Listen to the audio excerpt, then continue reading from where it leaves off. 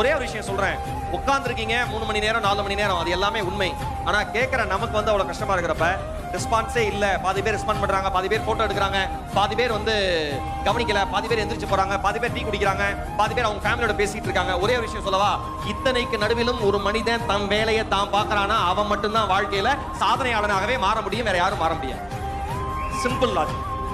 ஒரு சின்ன விஷயம், வாழ்க்கையில தொழில் செய்யற எல்லாருக்கும் சொல்றேன், உங்கள் குடும்பம் உங்களை நம்பாமல் போகலாம், உங்கள் நண்பர்கள் உங்களை நம்பாமல் போகலாம், உங்களுடன் தொழில் செய்ய வருகிறேன் என்று வந்த உங்கள் பார்ட்னர் உங்களை நம்பாமல் போகலாம், அல்லது யார் உங்கள் பிசினஸுக்கு பணம் கொடுத்தாங்களோ முதலீடு பண்ணாங்களோ அவர்கள் உங்களை நம்பாமல் போகலாம்.